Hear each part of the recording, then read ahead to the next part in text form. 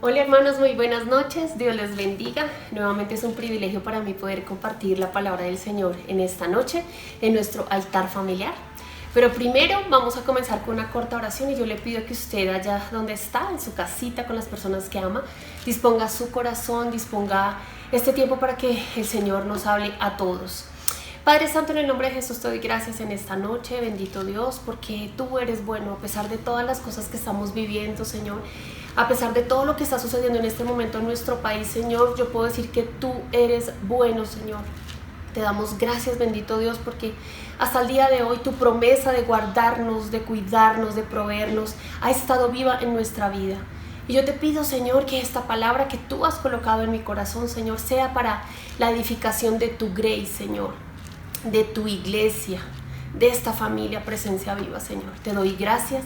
Te doy a ti toda gloria, toda honra y el honor. Amén y amén. Mis hermanos, es un privilegio, como les dije, poder compartir la palabra del Señor con ustedes. Y en esta noche, el Señor me ha permitido traer una palabra muy linda. Y la he titulado, pero Dios estaba con él. Y yo pienso que usted ya empezó a pensar en su cabecita de quién vamos a hablar. Entonces, primero quiero que sepa que siempre que estamos en medio de una prueba, pasando un desierto, en medio de tempestad, con dolor en nuestra vida, es cuando estamos en el fondo del foso, nos sentimos de esa manera. Y de pronto hemos escuchado palabras como salga del foso, 10 pasos para poder salir de la aflicción, 5 pasos para que sea feliz. Y déjeme decirle que queremos hacer todo como de manera rápida. De hecho, se nos enseña que tenemos que salir de la dificultad rápido, que a veces los hijos de Dios no tienen que sufrir, no tienen que pasar enfermedades, no tienen que tener aflicciones, y eso realmente no es bíblico, no es bíblico. Entonces, esta noche yo quiero hablarles de ese foso, de esa dificultad. ¿Y qué es un foso? Es literalmente un lugar donde usted y yo tocamos fondo, donde hay una aflicción, hay un dolor, hay una tragedia, hay una tristeza, hay una dificultad, donde pensamos que nos vamos a morir en la vida, donde pensamos que ese sufrimiento es tan profundo en nuestra vida que no lo merecemos. También es donde somos zarandeados, ¿sí? Hace poco en la reunión de mujeres yo les compartí a ellas, y el título de la predicación fue La sala de espera de Dios. Te encuentras en esa sala de espera y es un lugar donde todo parece como que pasara lentamente, les decía yo a ellas, pasara de manera muy lenta, como que no salimos de allí, como que nos quedamos ahí inmersos en ese foso. Pero ¿qué pasa en ese lugar? Queremos salir pronto de él, pensamos que no lo merecemos. ¿Cuántas veces todas las aflicciones que llegan a nuestra vida pensamos que no las merecemos? También olvidamos la soberanía de Dios. También perdemos de vista al Señor porque quitamos la mirada de Él y empezamos a mirar el foso a nuestro alrededor. También no vemos en medio de esa prueba, de ese desierto, de ese foso, cuál es el propósito de todo esto que está pasando. También queremos que sea un tiempo corto y que el proceso sea lo menos doloroso posible. Y la verdad, todo esto que les estoy hablando nos remite a la vida de José, a esa historia bíblica que la verdad me resulta de mucho aliento leerla, me resulta de mucha alegría, también de tristeza, de leer de todo lo que le pasa a este varón de Dios, pero también me permite ver a un hombre común y corriente como tú y como yo, que tomó decisiones que cambiaron completamente su vida. Primero, José era el preferido de su padre, Israel, porque era hijo de su amada Raquel, y lo tuvo en su vejez y le hizo una túnica de colores. ¿Cuántas veces el que tú seas bueno en algo te crea problemas? El que tú tomes decisiones por el Señor te crea problemas. El que tú digas, yo soy, aquí estoy, te crea problemas. En la vida de José todo empieza cuando él cuenta un sueño a sus hermanos y en ellos genera envidia, genera celos y lo tiran al fondo de un foso. Hacen un plan y entre todos concertan el meter a José en ese foso, porque no les agrada, porque su sueño les crea escozor, porque no les agrada lo que él sueña, no les agrada esa predilección que tenía su padre por José. Y aunque se pensó que tal vez sería por un poco de tiempo ese foso, José no sabía que ese era el principio de muchos años en ese foso. El foso era el inicio de las situaciones difíciles que apenas iban a comenzar en la vida de José. Entonces José pasa de ser ese hijo mimado, ese hijo amado por papá, a estar en un foso. De ser el preferido, con apellido, con familia, con ropa especial, a ser un don nadie, a ser revisado como un esclavo a ver si lo compraban. Se lo llevan a otra nación donde hay una diferente lengua, donde pierde su apellido, donde pierde su nación, donde pierde su lengua, su cultura, pierde una identidad. Sigue en ese foso sumergido emocional y físico. Él va de esclavo a la tierra de Egipto, lo compra Potifar. Y yo creo que es necesario revisar todo esto, porque José era un hombre que amaba a Dios, era un hombre que obedecía a su padre. Y acompáñenme por favor a Génesis 39, lo voy a leer en la Nueva Versión Internacional, del versículo 1 al 4, y dice de la siguiente manera: llevado pues José a Egipto, Potifar, oficial de Faraón, capitán de la guardia, varón egipcio, lo compró de los ismaelitas que lo habían llevado allá. Versículo 2, mas Jehová estaba con José, y fue varón próspero y estaba en la casa de su amo el egipcio. Versículo 3, y vio su amo que Jehová estaba con él, y que todo lo que él hacía, Jehová lo hacía prosperar en su mano. Así halló José gracia ante sus ojos y le servía, y él lo hizo mayordomo de su casa, y entregó en su poder todo lo que tenía. Versículo 5, y aconteció que desde cuando le dio el encargo de su casa y todo lo que tenía, Jehová bendijo la casa del egipcio a causa de José. Y la bendición de Jehová estaba sobre todo lo que tenía, así en casa como en el campo. Y dejó todo lo que tenía en manos de José, y con él no se preocupaba de cosa alguna, sino del pan que comía, y era José de hermoso semblante y bella presencia. Ok, quiero que nos pongamos en contexto. Vamos a ponernos en contexto y vamos a empezar a desmenuzar la palabra para poder entender muchas cosas que hay en este versículo. Y quiero que empecemos a ver dos cosas maravillosas en los primeros dos versículos, en el versículo 2 y en el versículo 3 de Génesis 39. Y son cosas que si las empezamos a ver de una manera espiritual, nos van a llenar de esperanza, y a veces lo pasamos por alto. Leemos rápidamente esta historia y ya sabemos cómo dónde va a terminar, pero lo que para nosotros se hizo en un corto tiempo, a José le costó más de 13 años. Y nosotros lo podemos leer en pocos capítulos y versículos, pero a él le costó media vida afrontar todo esto. Entonces, vamos a leerlo y dice, versículo 2, mas Jehová estaba con José. Mas Jehová estaba con José. Y vio su amo que Jehová estaba con él, y todo lo que él hacía prosperar su mano. Analicemos esto.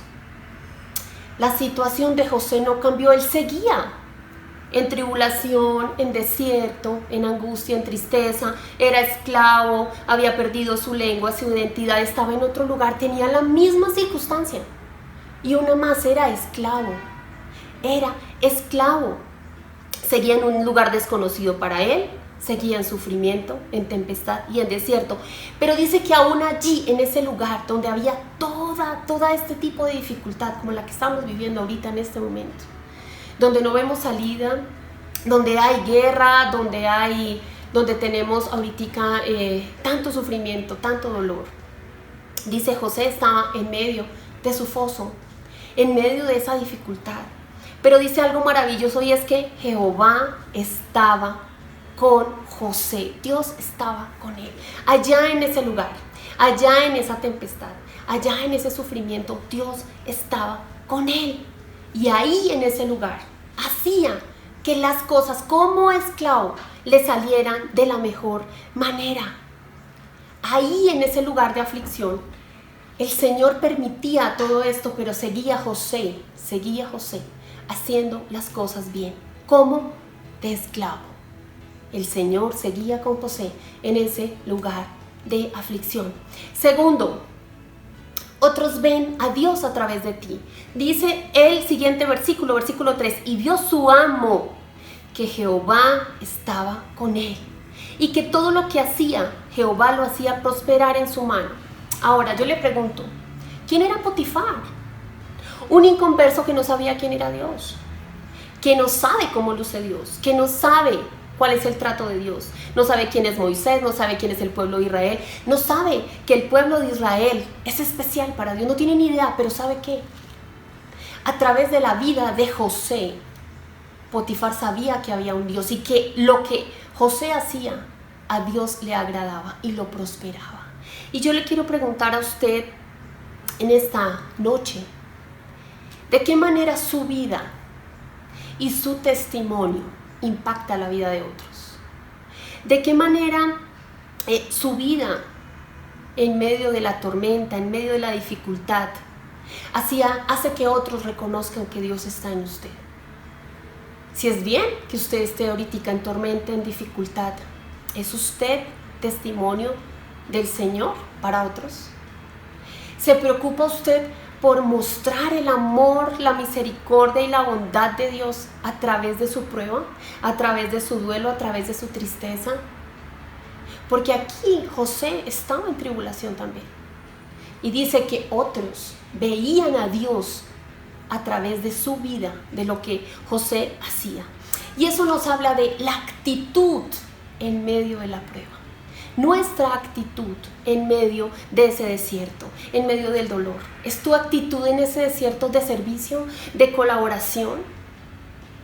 De que tú puedas compartir la palabra del Señor a otros en necesidad que están tal vez igual que tú. ¿Eres tú ese canal de bendición? ¿Eres tú ese canal de integridad? ¿Puedes tú decirle a otros con confianza de que Dios está con ellos al igual que está contigo? Al igual que como estuvo con José. 3. Puedes bendecir a otros en medio de tu crisis. Dice Génesis 39, versículo 5. Y aconteció que desde cuando le dio el encargo de su casa y todo lo que tenía, Jehová bendijo la casa del egipcio a causa de José. Y la bendición de Jehová estaba sobre todo lo que tenía, así en la casa como en el campo. A causa de una vida y del testimonio de José, en medio de esa crisis, de ese foso, en medio de todo el dolor que estaba viviendo José, a causa de ese esclavo, la casa de Potifar estaba siendo bendecida. Y yo le pregunto a usted en esta noche, ¿usted es canal de bendición donde usted está? ¿Usted es una persona por la cual el Señor puede bendecir a otros? Escúcheme bien, Potifar no conocía de Dios, no conocía, pero a causa del testimonio de José, José hacía tan bien su trabajo y el Señor le dio tanta gracia que Potifar reconocía que ese Dios al que José servía, por causa de eso, él era bendecido. Y esa es una buena pregunta para meditar. Si somos en estos tiempos difíciles, nosotros que conocemos, canal de bendición, canal de testimonio, canal de servicio, canal de amor, de bondad y de integridad hacia otros. Porque estamos viviendo tiempos de dificultad, tiempos de angustia, tiempos de integridad. Y es muy triste ver cómo el pueblo de Dios, que debería ser la sal, que debería ser la luz, que debería ser las personas que se paren en la brecha, pero en oración, en ayuno, en clamor al Señor, en respeto, en bondad y en misericordia, hemos abandonado este puesto, en el que José dio testimonio y en el que José, a causa de su fidelidad a Dios, Dios extendía la mano hacia otros inconversos. ¿Estás haciendo tú eso en estos momentos? ¿Estás haciendo tu testimonio vida para otros? ¿Estás haciendo luz? ¿Estás haciendo sal? Eso es bueno para poder evaluarlo en nuestra vida. A veces pensamos que esa situación que estamos viviendo en dificultad, como lo que estamos viviendo en este momento, no podemos bendecir a nadie. Y eso es una gran mentira. Porque en medio de esta prueba, el Señor está formando nuestro carácter. Está formando en cada uno de nosotros lo que Él desea. Y tenemos que quitarnos de nuestra mente el egoísmo, porque podemos bendecir a otros en medio de nuestra dificultad, en medio de nuestro dolor. No solamente queremos que podamos nosotros recibir la bendición de Dios, sino que a través de nosotros otros puedan recibirla. ¿Y cuál es esa mayor bendición? Poderle conocer, poder hablar del Evangelio, poder con nuestro testimonio decirle a otro: no te afanes, Dios está con nosotros. Dios es luz, Dios es paz, Dios es gozo, Dios es el camino, la verdad y la vida. Dios va a saciar esa sed que todos tenemos, pero solamente Jesús es la respuesta. Además, si tenemos esa convicción de que podemos bendecir a otros en medio de nuestra situación, sería precioso y hermoso saber que el Señor puede obrar en la vida de estas personas y que ellos puedan ser bendecidos a través de ti. José sabía, él sabía que era de gran bendición para otros, y era tal el respaldo de Dios en su vida que prosperaba todo lo que él hacía. Me pongo a pensar en la vida de José y yo digo: wow, él tenía todas las herramientas y argumentos para quedarse frustrado y sin hacer nada. Había sido rechazado, había sido vendido por sus propios hermanos, había sido vendido como esclavo y había sufrido en carne propia rechazo de su familia. Estaba solo, y sin embargo José, como ejemplo, tomó la mejor parte: creer en Dios. Acuérdense que él lo que hacía era siempre obedeciendo a su padre. El ir a darle cuenta de sus hermanos, el ir a apacentar las ovejas, todo siempre fue en obediencia a su padre. Siempre fue en obediencia a su autoridad. Siempre el pecado de José fue hacer lo correcto. Siempre. Y a veces por hacer lo correcto vamos a tener dificultades. Pero si Dios está con nosotros, si Dios está en medio de esa aflicción, y si sabemos que Él tiene el control, sabemos que todo esto será para bien. Gálatas 6, 9, 10, lo voy a leer de la Reina Valera del 60, dice: no nos cansemos pues de hacer el bien, porque a su tiempo segaremos si no desmayamos. Así que según tengamos oportunidad, hagamos bien a todos, y mayormente a los de la familia de la fe. No nos cansemos de hacer el bien, hermanos.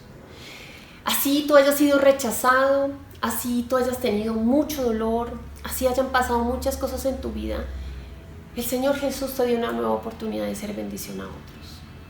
El Señor Jesús te ha dado una nueva oportunidad de vida, y no podemos quedarnos en el pasado. Tenemos que ser canal de bendición, porque somos diferentes, hemos sido renovados, hemos sido comprados a precio de sangre. No podemos ser los mismos, no podemos actuar de la misma manera. A veces podemos enfriarnos, recibir malos pagos de las personas, tal vez nuestro corazón se duela, en especial por tantas cosas que pasan. La palabra dice eso, que nuestro amor, el amor de unos por otros se va a enfriar, ¿sí?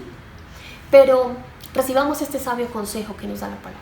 Sigamos haciendo el bien, sigamos perseverando en la obra que el Señor comenzó en nosotros, en cualquier tipo de circunstancia, en la que sea, en la que tú estés viviendo personalmente en este momento. Salmos 126, 5, 6, lo voy a leer de la Nueva Traducción Viviente, dice: los que siembran con lágrimas cosecharán con gritos de alegría. Lloran al ir sembrando sus semillas, pero regresarán cantando cuando traen la cosecha. Qué hermosa promesa, qué hermosa promesa. Tal vez estemos afligidos, estemos llorando, pero estamos sembrando y esperamos esa hermosa cosecha. Esa cosecha que nos va a dar el Padre, porque Él está con nosotros. No estamos llorando solos, no estamos en la dificultad solos, estamos con el Señor.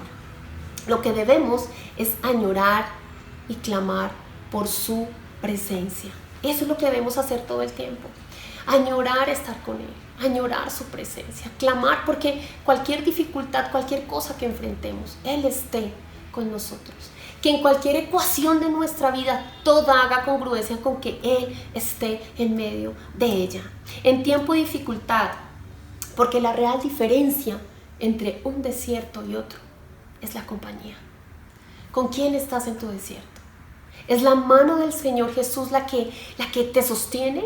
¿Es la mano del Señor Jesús la que está contigo? ¿Es su compañía la que anhelas, la que buscas?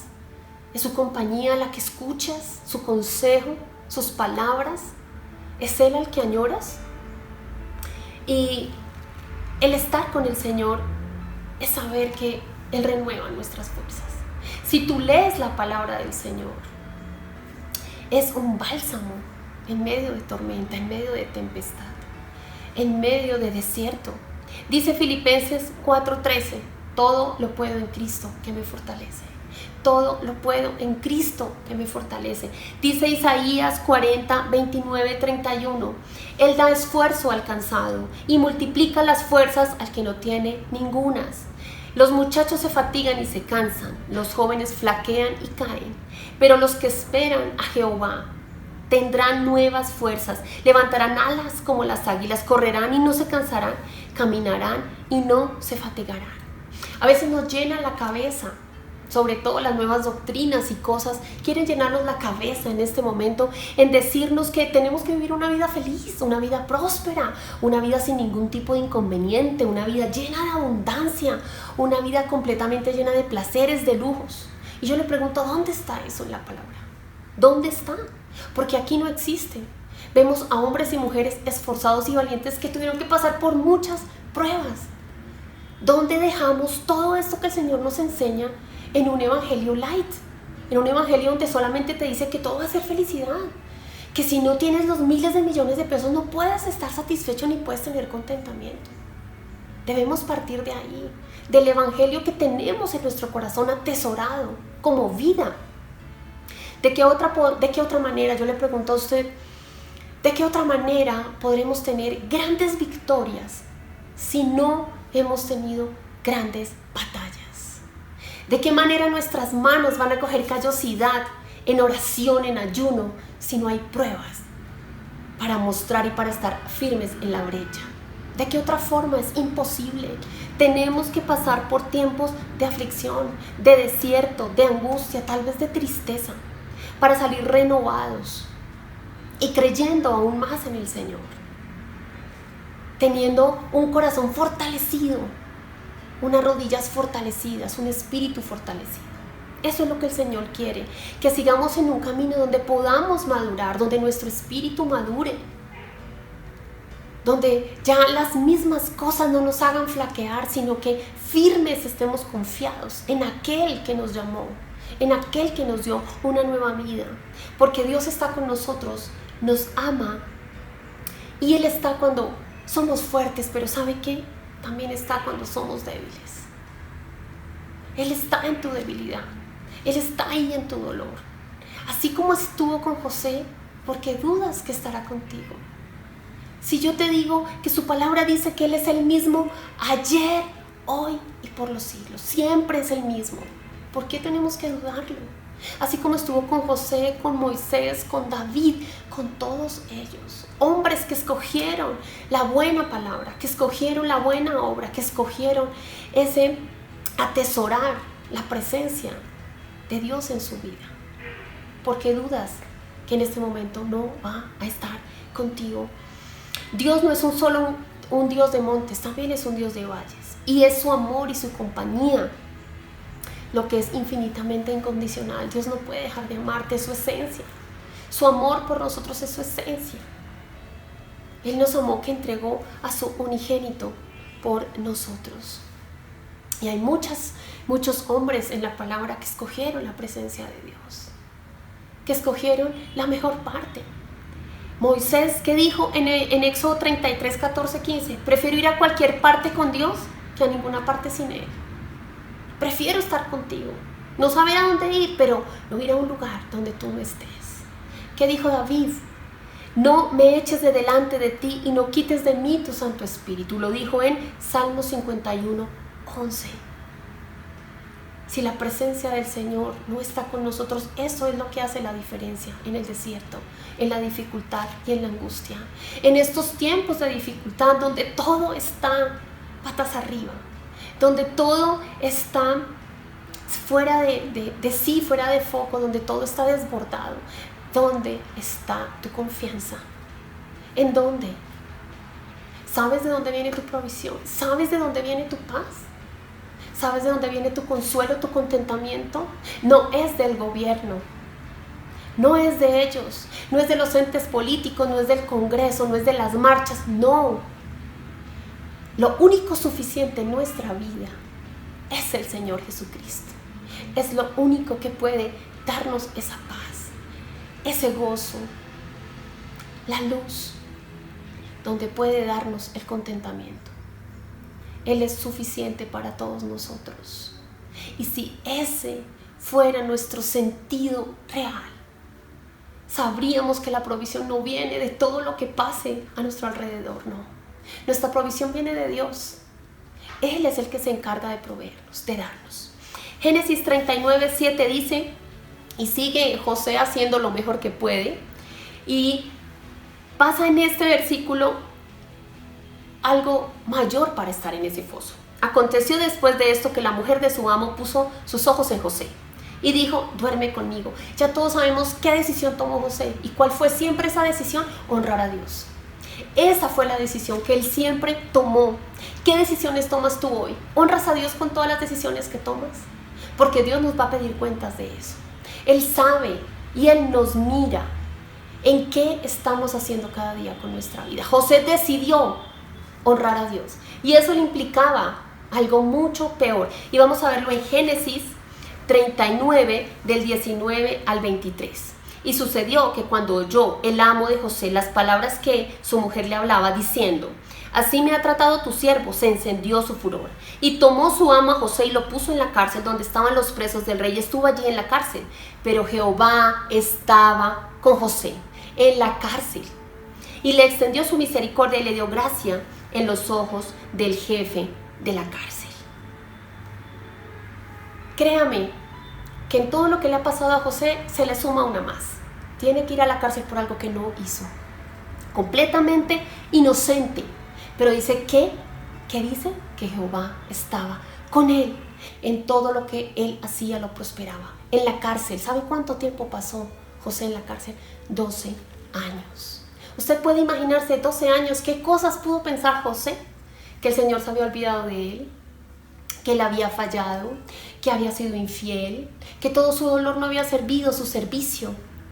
Pero los que ya sabemos el desenlace de la historia, sabemos que Dios tenía un propósito con él. Y Dios tiene un propósito con todo lo que sucede, mis amados, con todo. Pero Dios quiere ver tu actitud en medio de esa prueba. Él quiere ver cómo te comportas tú, que te llamas hijo de Dios, en medio de todo lo que le sucede. Si eres luz para otros, si tienes misericordia, bondad, si eres un digno representante de Él.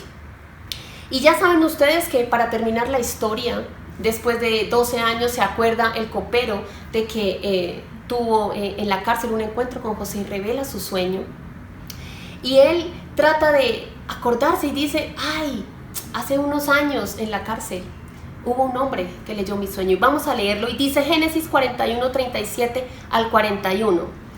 El asunto pareció bien al gobernador y a sus siervos. Dijo Faraón a sus siervos, ¿acaso hallaremos otro hombre como este, a quien esté el Espíritu de Dios?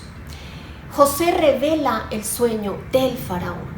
José se lo revela al Faraón por gracia del Señor. ¿Y qué le dice él? Si encontrara otro hombre, escuche bien, encontraremos otro hombre como este en quien esté el Espíritu de Dios. ¿Será que podrá alguna persona decir eso en nuestra vida? ¿Dónde encontraremos otra persona donde esté el Espíritu de Dios en él? Ya resumiendo la historia que todos ya conocemos y sabemos, José es nombrado gobernador de Egipto. José es nombrado el segundo al mando de Egipto.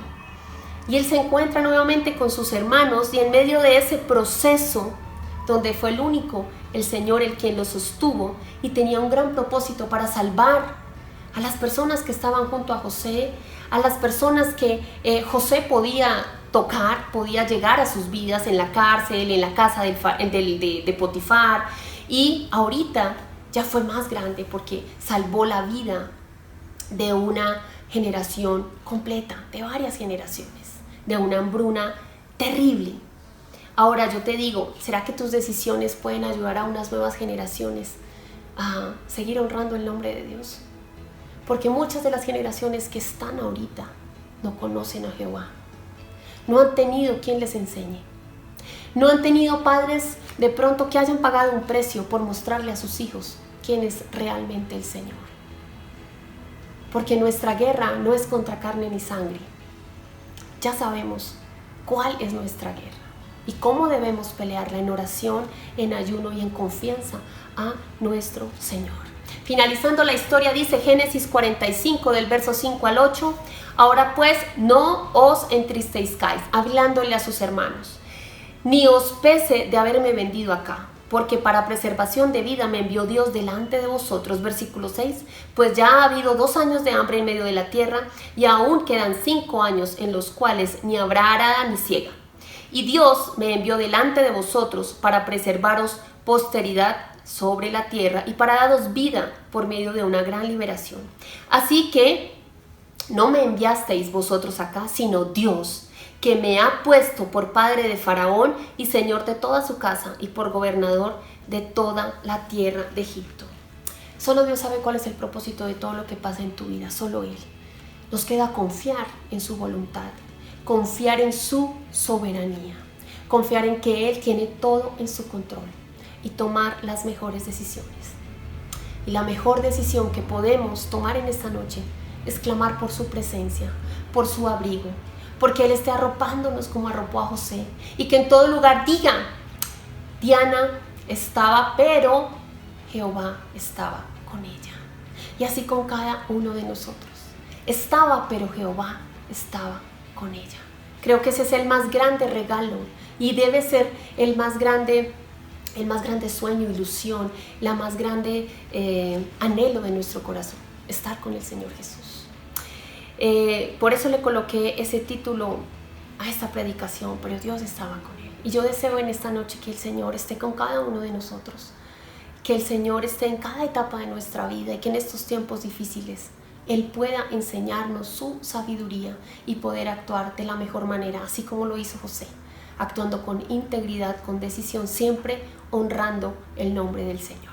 Mis amados, les agradezco mucho esta noche. Vamos a cerrar este tiempo en oración. Padre Santo, te doy gracias en esta noche por mostrarnos a través de tu palabra, a través, Padre Santo, de las historias de estos hombres valientes, Señor, que escogieron la mejor parte, que fue buscarte y tenerte a ti, Señor, siempre, Señor, puestos nuestros ojos en ti, Señor. Te doy gracias, te pido que así como has ministrado mi vida a través de esta palabra, Señor, también seas ministrando la vida de mis hermanos. Te damos a ti siempre, Señor, toda gloria, toda honra en el nombre de Jesús. Amén y amén. Un abrazo para todos. Feliz noche.